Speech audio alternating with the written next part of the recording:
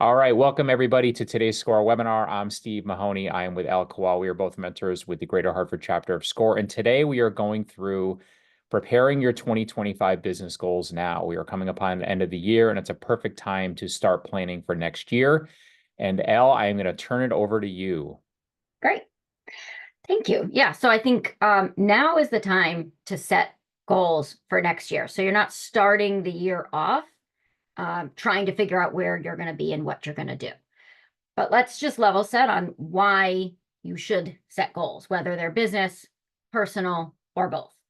And so first and foremost, direction and focus. Steve and I are both mentors, like he's talked about. We've done a lot of co-mentoring together, and we see very often businesses that just lack focus. And the best way to be successful is to have focus and be clear on what it is that you're going after, where you want to go. And then that keeps you really moving towards that horizon. So direction and focus is super important. Being able to measure your success and track your progress, not just at the end of the year, not even just quarterly, but on a regular basis, being able to look and see, am I getting closer to where I said I wanted to be? And how close am I? And what else could I do differently then? If you have employees, goals are really important in setting clarity for them. So both you and them are marching to the same drum. We're all connected and we're all aiming at the same target. If not, you tend to just not be as successful as meeting those goals because you're not all aligned on what they actually are. Goals also create accountability, right? Making sure that there's a shared purpose and that we all know who's responsible and accountable for each of those pieces of goals.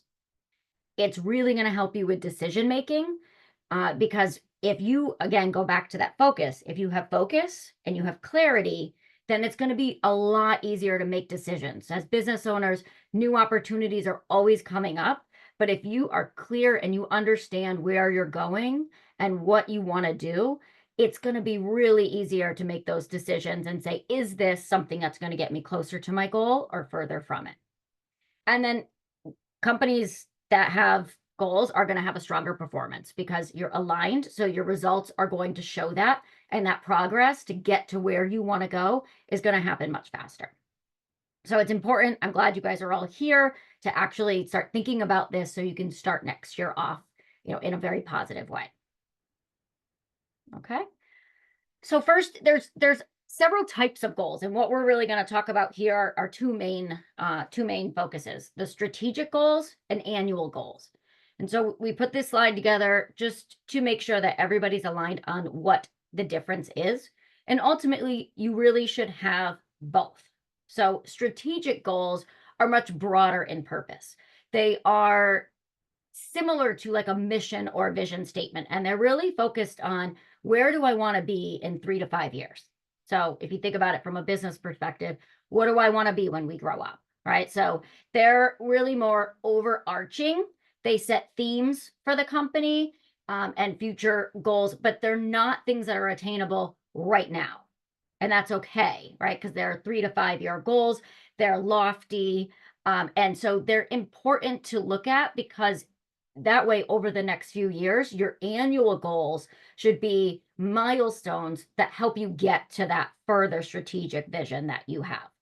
And you might have goals in the financial area, growth, customer success or attrition, or new customer retainment, and then internal operational goals and goals for your employees. On the annual side, they're much more specific. They're action oriented. So they're things that you can do within the next 12 months, and they have results attached to them. But they should track back to that strategic vision that you've put in place. So you should really start with that strategic, where do I want to be in 5 years? And then based on that, you sort of chunk it out to make annual goals. And you would focus on next year's goals, action-oriented items that you can do, you think you can attain them and get to closer to where you want those strategic goals to be.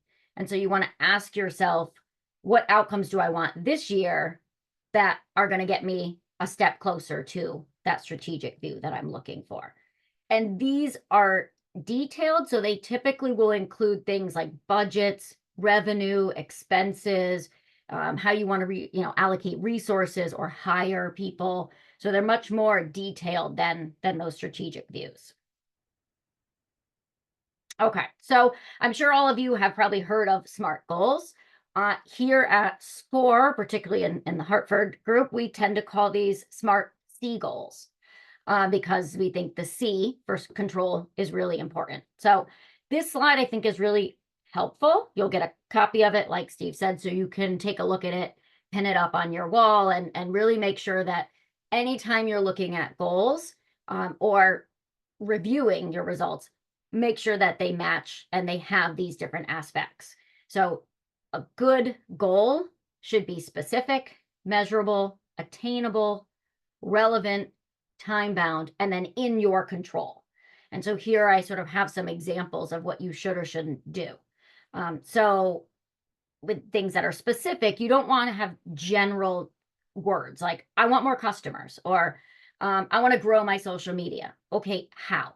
To what number, right? Let's be specific about it. I want to go from 10,000 followers to 500,000 followers, or whatever that number might be. You want to make sure that something is measurable. So you don't want to just say, I want more, I want to do more, or I want to be better. It needs to have something that you can actually track. So I want to increase by X% so that what? So that my revenue looks like this and has this number. For the attainable piece, don't shortchange yourself. So don't make something that you know you can achieve in the first quarter, right? I would say don't sandbag it, right? So you want to give yourself something that is challenging but doable. So it's a bit aspirational in nature, but if you really focus, you can get there, right? So we say don't try to climb a mountain in a day, but you're really focusing on that broader 12-month picture, and make it something that, like, I think I can do this. I can do it. It's going to take work. I can't just do it tomorrow, but we can make that happen. Making a goal relevant, so it has to go back to that strategic goal. So if you're looking at your goals and you're saying, how does this tie back to my 5-year plan, that strategic view and those strategic goals? If you can't tie it back, you should really rethink that. Does this make sense? Is this a goal that makes sense? Or am I just doing it because I know other businesses like mine have this goal? We don't have to be all the same. It's okay to not have something that somebody else does. Just make sure that it's relevant to your business. And then it's time bound. So whether you say you want this goal to be completed by the end of the year, or the first half, or Q1, or some date, you just don't want it to be someday. Like we're gonna get there at some point. Oh, let's put a stake in the sand and say that this is the date, and then we drive to that date. And if we don't make it, okay, we evaluate why, and then we figure out how to do better next time. And then the control, it's super important to make sure that the goals that you're putting in place are things that are in your control.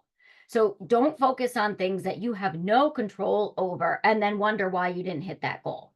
There's going to be things in your business that you're subject to, either regulations or suppliers or some other aspects that you're not able to be in the driver's seat. So don't focus on those so much, and focus on the things that you know you can make change in. Okay. So like Steve said, for those of you that had been part of our startup school, great. If you haven't, I highly suggest you go back and look at the 6-part videos. They're great. We created 2 different companies. And in that process, we sort of followed them through the creation of a business and what that might look like. So we took one of those as a story here to bring it through and say, okay, now this business has been in place for at least a year. Let's talk about goals, results, etc. So this particular business that we had created is called Possum Palette. So they are offering healthy pet food as a delivery service. And so the focus here for this company is for people that really care about their pets and they care about the dietary needs, and they're looking for convenience for home delivery. And so we took this, we created the business, the name, the logo, the goals, the financials, the marketing, all of that. And now we're going to go back and look at the results for having been in business for 1 year. So before you really get going in a business, and if some of you don't have this, then here's a template and you can use it to go forward. We recommend using something that we call a business positioning statement. So this ties back to that whole concept of focus, right? It gives you clarity and focus on who is your target market, why and what value are you bringing to, to the greater good, and who is your main target and what does that market look like? And so this is the template that is put in place. And then what we do is create sort of this elevator pitch. And so I noticed some of my existing SCORE mentees are on here. And so some of them have seen this and know this is sort of the way we go through things. So for Possum Palette, this is what we created as the business positioning so that we can be clear and articulate to our employees and to our potential partners, to our consumers, this is who we are, this is the value we bring. So we are, our company is for dog pet owners who care about the quality of their pet food and they're willing to pay a premium for health conscious options. Our product, Possum Palette, is a customized fresh pet food delivery service. It offers nutritional pet food with quality ingredients that's designed specifically for your pet. And unlike some of the other products that are out in the market, we create a meal plan specifically for your pet, and we use home health test kits to look and show the progress of your pet's health. And then below that, you can see the elevator pitch that we used. I actually wrote something up, threw it in ChatGPT, and refined it based on that. So leveraging AI is also a benefit as long as you're looking at and reevaluating how it comes out. So this is sort of the business that we put together. From here, we want to then sort of fast forward a year and say, how did we do? What did our first year look like and where do we go? So Steve, I'll turn it over to you. Okay, great. Thanks, Elle. So as you're coming up on like the end of this year, right, and you're thinking about how we're going to move into 2025, before you start saying, what are my goals? You first have to ask yourself, like, well, how did this year go? And so a lot of you, what we saw in our survey, set goals. Some of you didn't, but that's okay. And so if you did just set some goals for 2024, go back, revisit them, whether it was the beginning of the year or the middle of the year, see how you did with those goals. And if you can measure them, and then thinking through how you develop those goals, ask yourself, did those goals fit into that SMART C matrix that Elle talked about? And if not, that'll give you a tool to help develop more insightful goals for 2025. So another part of doing this business assessment is to ask yourself, has the market changed this past year? What's happened with your customers? Are they still resonating with your product? How about the competition? Have they done anything different? Are you seeing any new innovations, any price competition, any different kinds of advertising campaigns that they're doing? Thinking about the market around you, because things may have changed since the last time you set your goals for this year. Another important aspect is updating what's called a SWOT analysis. So SWOT stands for strengths, weaknesses, opportunities, and threats. This is a common tool that businesses use to think about their business. Strengths and weaknesses are saying, what do you do well in your business, and what are some things you need to improve on? Strengths and weaknesses are internally focused, looking inward at your business and doing an assessment. Opportunities and threats are to say, what opportunities are out in the market that I can leverage based on my product and service and my competitive advantage? And threats are, what are the things that could impact my business in a negative way? So those are more, opportunities and threats are more externally focused things that you need to look at. SWOT analysis is a good thing to do as part of a business planning cycle once a year, at least, to just revisit it. You can find some great templates online and some great advice about that. But that's another tool you could utilize as thinking about a business assessment at the end of this year going into next year.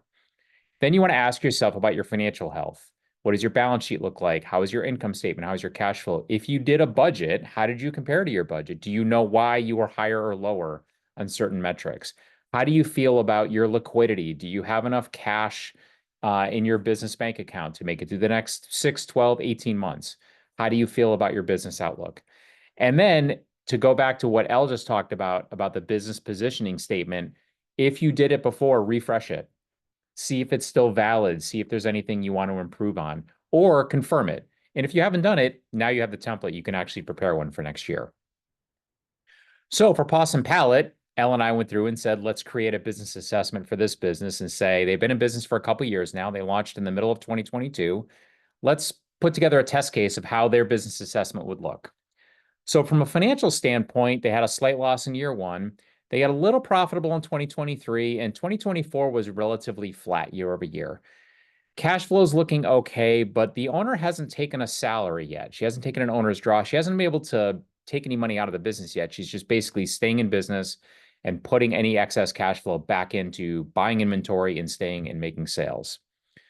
So basically, she's at this point now where she's been in business for a couple of years and she's saying she's up and running, but she's stuck how to move past the break even and how to grow the business. From a sales and gross profit percentage, things are basically flat.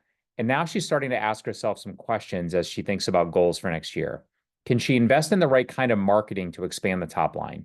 Can she evaluate her sales plans to ensure she's attracting the target market as she thinks about maybe a online or social media campaign? And are there ways she can improve her profitability in some of her big financial statement line items to improve her cash flow?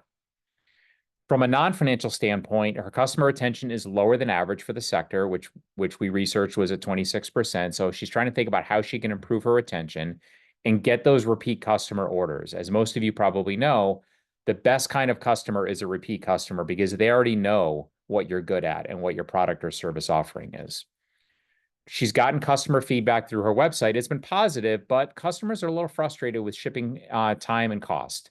So that's something she's wondering if she can improve on. And they'd also like to see a more variety of flavors. And from a marketing standpoint, she's been focused on Google Ads, but not much on social media. So she's starting to wonder maybe that's an area she should try to penetrate more. I also talked about looking at the financial health of your business. I've got some financial statements that we created for Possum Palette. You can see their income statement here. This is a detailed income statement, but I circled a few line items.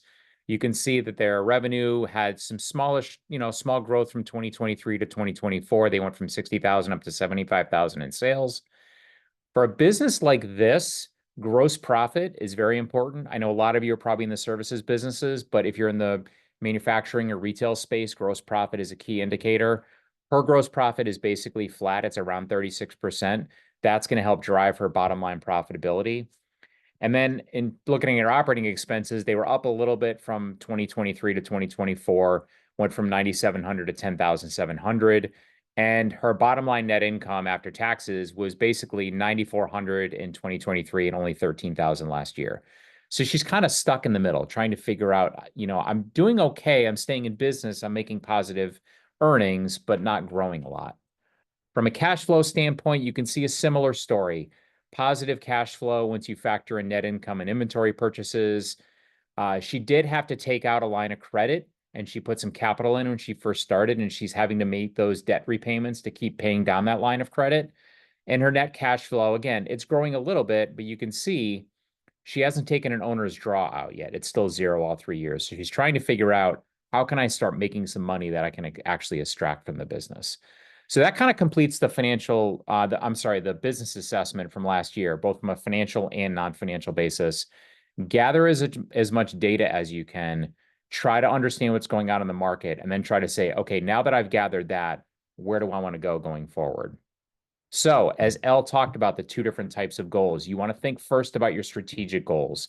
Start thinking in that 3 to 5 year window. I can tell you, Elle and I know this from our extensive experience. A lot of businesses do it this way. They say, where's the market going? Where do I want to try to go in the next 3 to 5 years? And then I can figure out, what do I want to do next year? So first, as we think about this, our owner says, I want to try to grow my revenue. I want to get up to a $2 million revenue base in the next 4 years. That's my goal. How do I turbocharge the business and do that?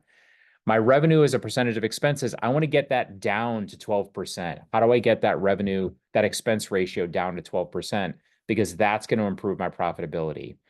I want to improve my market share and be one of the top 5 pet delivery services based on the total number of active clients. That's a goal of mine.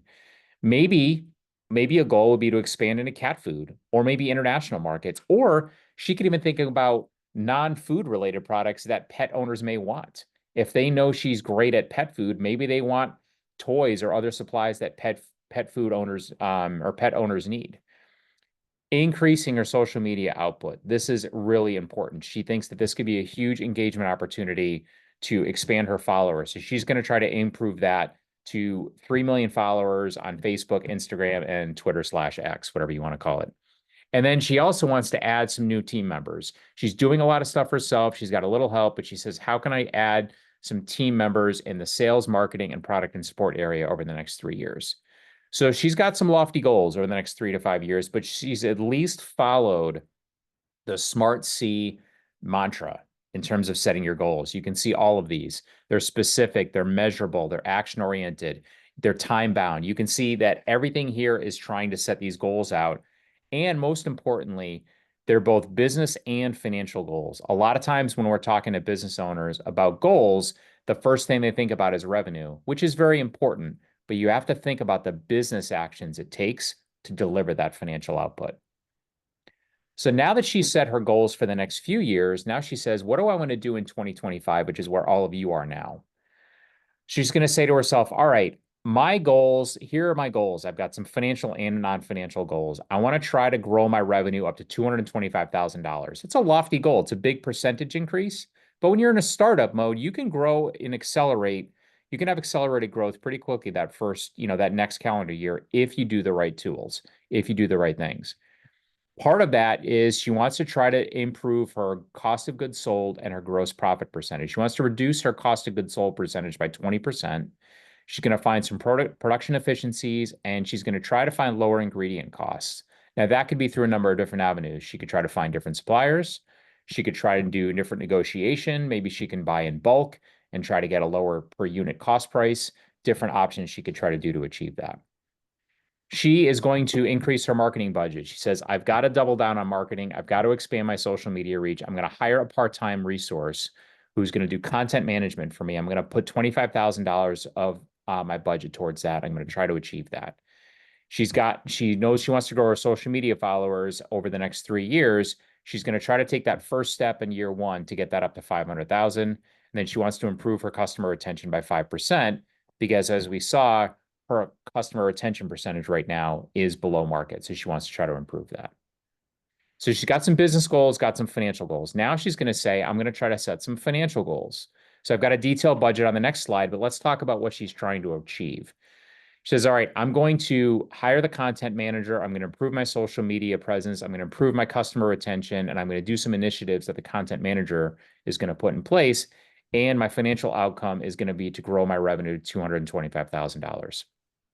Talked about improving our gross profit percentage by lowering that cost of goods sales metric, the tools that she's going to try to do that. And then this is what the financial output is, which I'll show you in an income statement on the next page.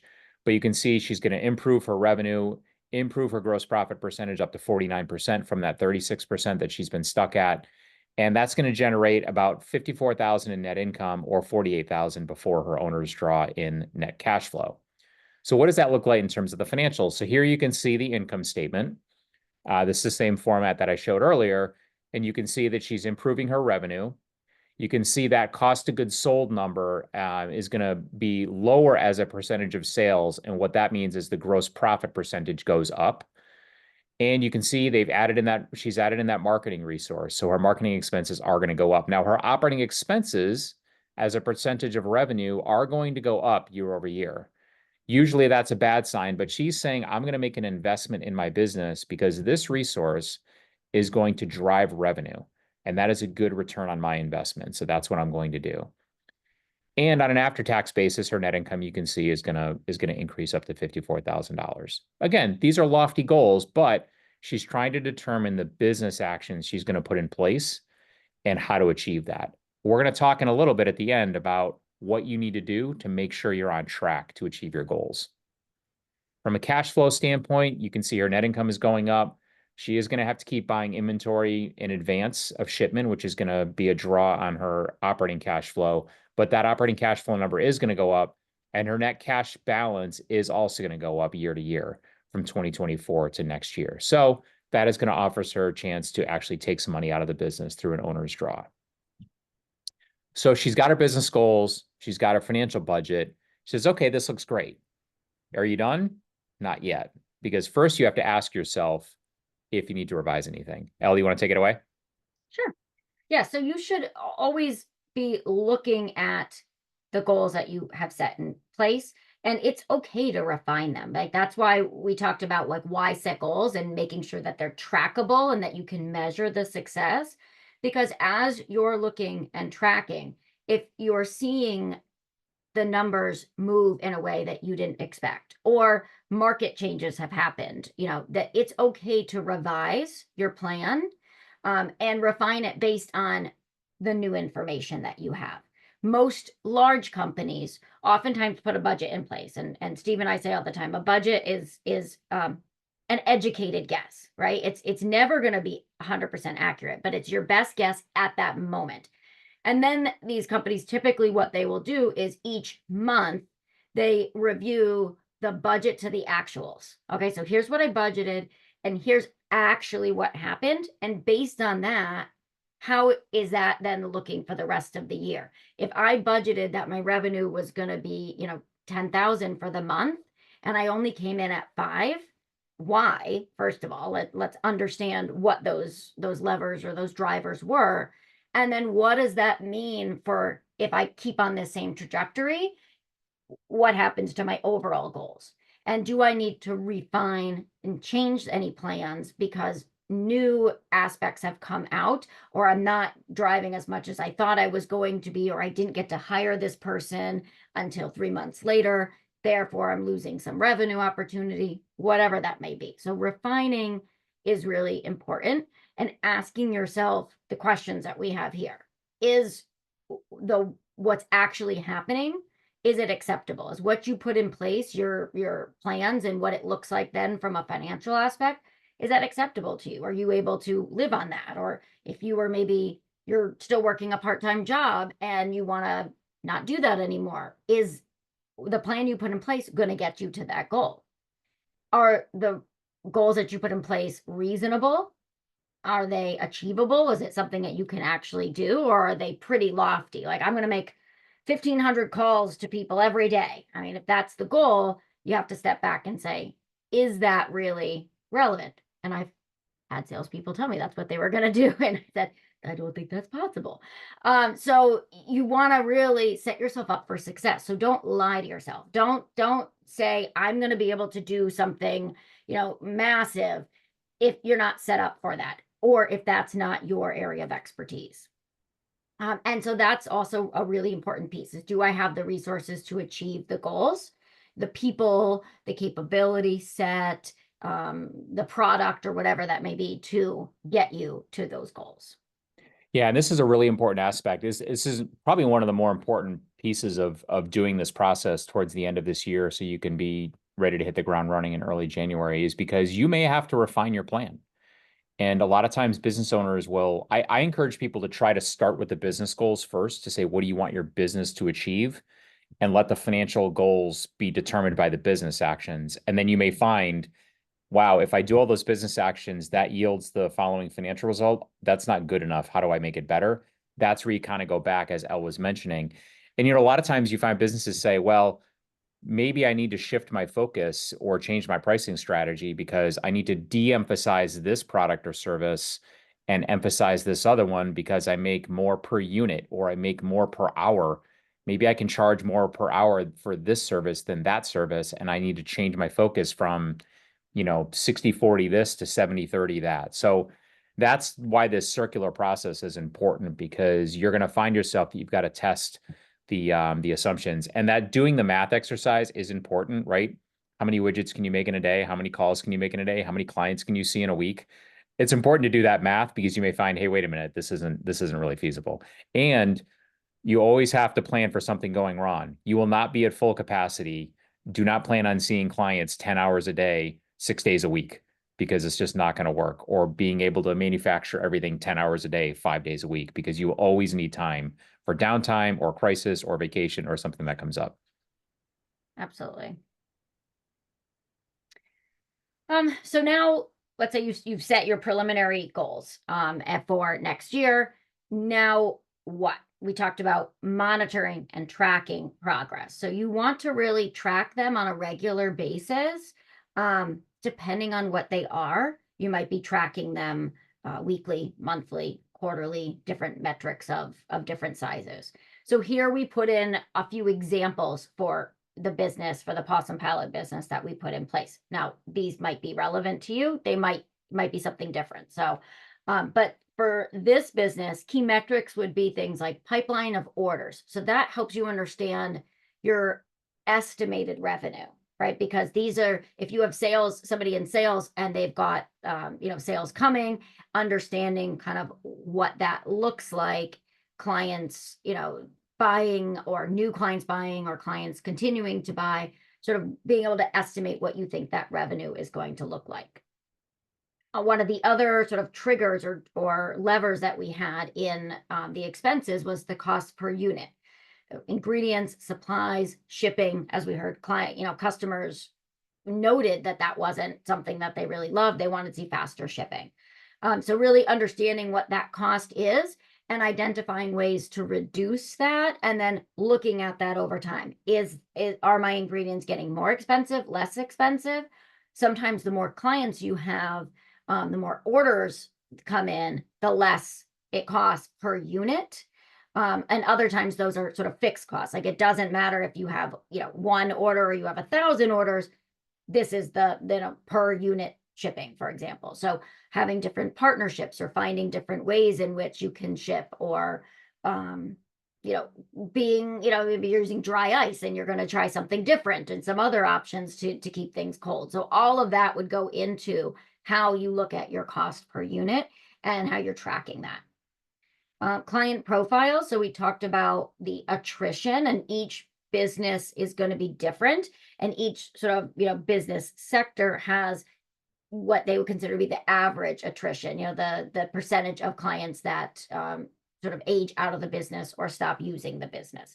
You're never going to have 100% of clients always 100% of the time renewing and coming with you, but recurring revenue is great revenue because it's repeatable, it's expected, etc. So understanding your client profiles, what type of new clients you're getting, of the ones that are recurring and they keep ordering from you, why? Is there some sort of theme, some sort of data that can tell you it's people with these types of pets, or that live in this type of area, etc., just to help you really further hone in on making sure that you're attracting the best type of customer for you. And then market campaign effectiveness. It's not just enough to say, I want to grow my social media, like she said, to 3 million followers. You have to really look at the progress. Okay, you have followers. Are they active? Are they passive, right? Are they liking your posts? Are they commenting? Are they then looking at your website? If they look at your website, what are they looking at most? And then do they look and leave? Or do they look and they order something? And what are they ordering mostly? And then are they coming back again, right? So all of that data is insights into your customer and the likelihood of people wanting to buy your product again and again. So social media is a great tool, just like Google Ads or anything else, but the data behind it is gold, and it's super important, and not enough people leverage it. And I think if you can really look at it and try to understand it, you're going to be in a really good position to say, I understand why these clients are using my product, or why these clients aren't. And it's okay if these aren't. They're not my ideal customer. These ones are, and here's how I'm going to attract more of them, so that you can work smarter for the clients that are most likely going to be using your product. Right? Right. Very important. And, we've talked before, I've probably said this in other webinars, and I've used this with a few of my clients, where you've got all this great data and you try to say, well, what does it mean? And we had an expression at my old company, which was the what, the so what, and the now what. You want to take the data, which is the what. You want to do the so what, which is, what does it mean? What is it telling me? What are the insights I'm getting from this? And then now what is, what am I going to do with that information? So it's taking that data, turning it into information, and then making business decisions from that standpoint. The other thing that's really important about tracking these key metrics is, we've had business owners who I've got a few right now that I'm mentoring, who are wondering about expansion. and they're like, I feel like I want to hire somebody, but I don't know if I can afford it. I don't know. I'm nervous about taking on an employee because I'm going to have to pay them, and am I going to get enough business? So having an understanding of some of your outlook, especially around things like pipeline or client bookings, or this notion of I've got a social media strategy and it's actually working. I've seen my followers go up 20% and my customer orders go up 15%. So I know I'm getting some increased, movement of clients through the follower to customer kind of marketing funnel. So that's really important as well. And as you have employees working on goals together and tracking, their progress as well is going to be super important as you go through this together. Yeah. And I know, for me, the way I've always looked at when any of the businesses that I've run, I sort of step back and I do, like Steve said, the SWOT analysis. I look at what's changed. I look at how we did last year, what we were hoping to do, and where maybe things fell apart, or where they were really successful.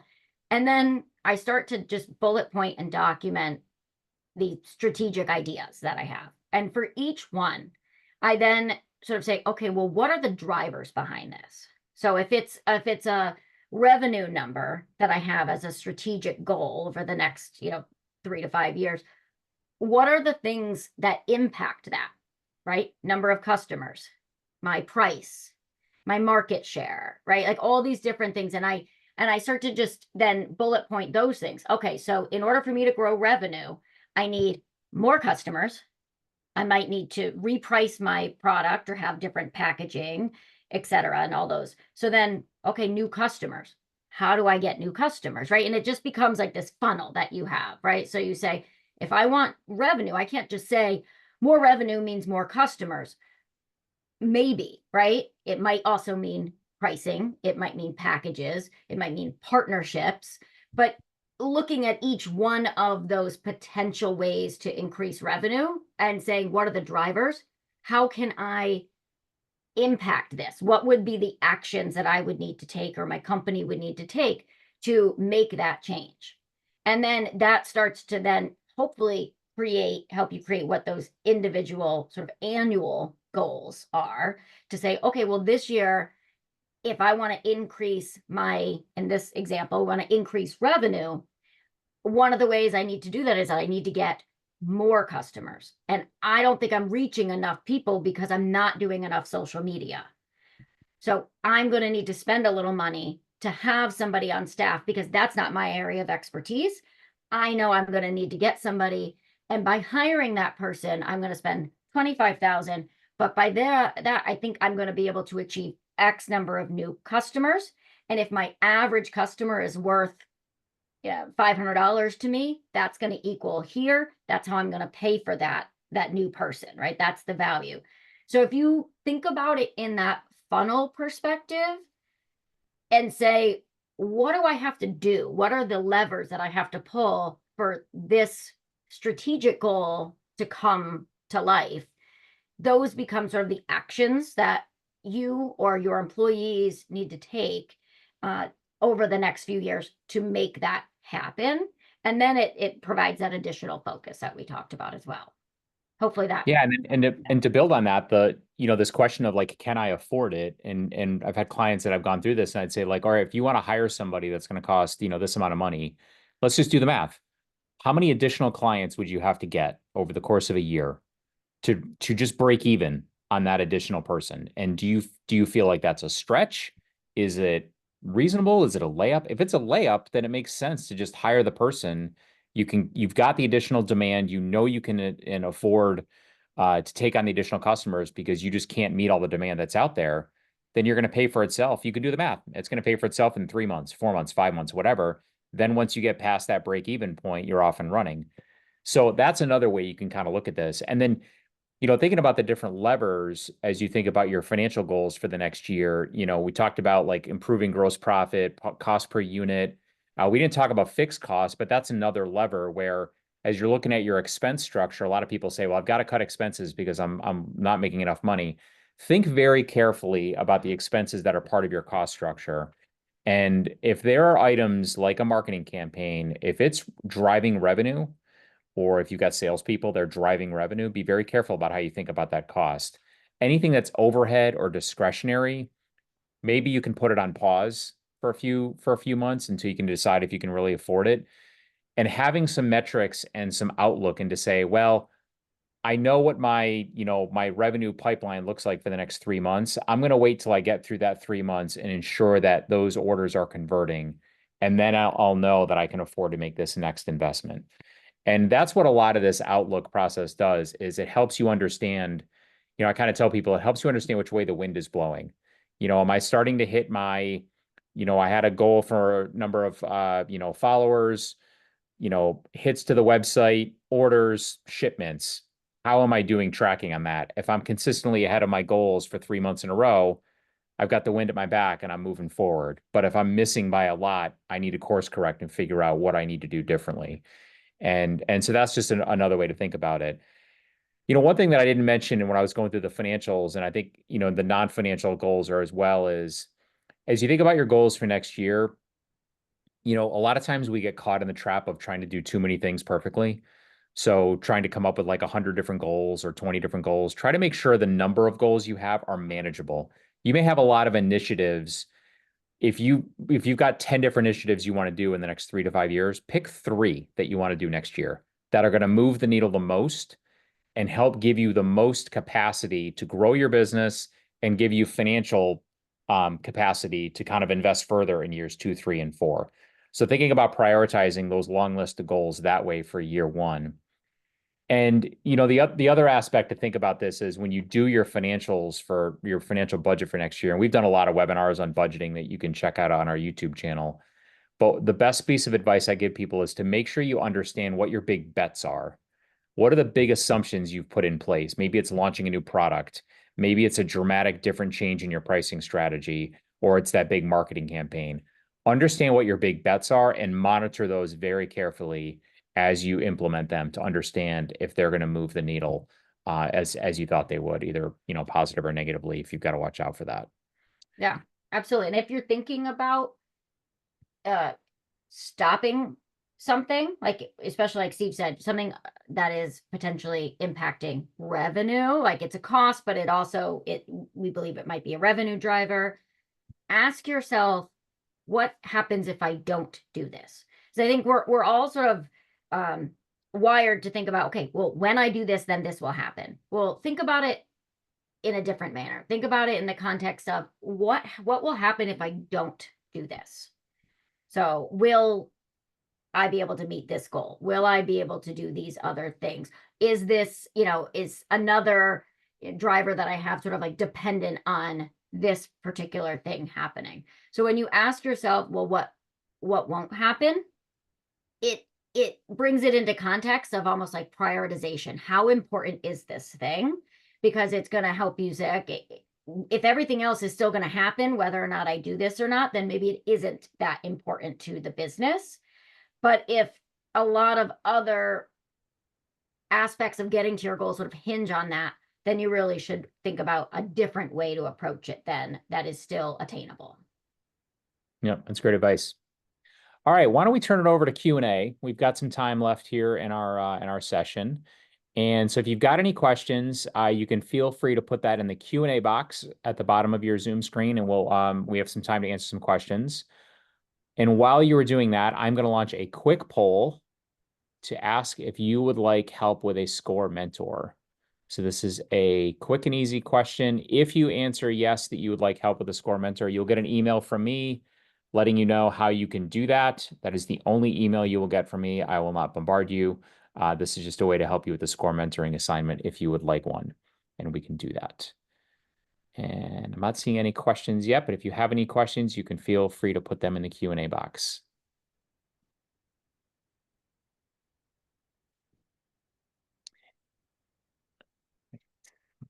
Looks like we got one question here. Can we receive? Yes, you will receive the recording you'll get an email tomorrow with a copy of the presentation, and you'll get a link to the recording so you can revisit this again. Our email addresses are on the screen. If you need to contact one of us, you can check that out.